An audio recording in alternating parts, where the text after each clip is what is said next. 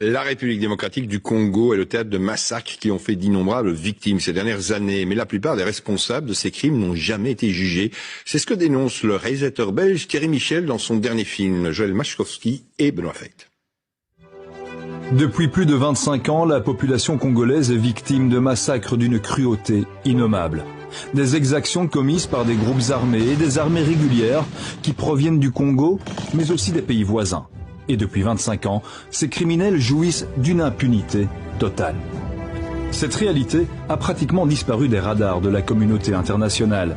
Et c'est précisément ce que le réalisateur belge Thierry Michel a voulu dénoncer dans son dernier film, L'Empire du silence. Le nom des présumés criminels de crimes de masse, de crimes contre l'humanité, de crimes de guerre, aujourd'hui, sont toujours sur une liste des Nations Unies confidentielle. Des gens qui auraient subi des massacres en 1942 lors de l'occupation nazie, on est 25 ans plus tard et on nous dit toujours non, leurs noms sont confidentiels. Ce film, présenté hier soir en avant-première au Festival des Libertés à Bruxelles, ne se contente pas de dénoncer l'impunité au Congo. Il collecte aussi des témoignages qui sont au cœur d'une campagne de sensibilisation internationale intitulée Justice for Congo.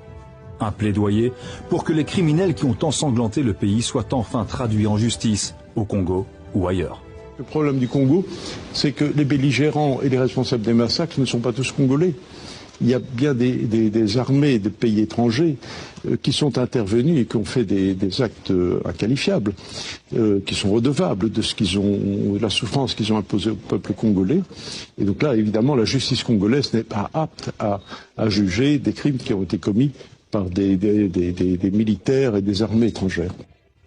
Pour rendre justice au peuple congolais, il faudra donc inévitablement une implication de la communauté internationale qui a plutôt brillé par son silence ces 25 dernières années.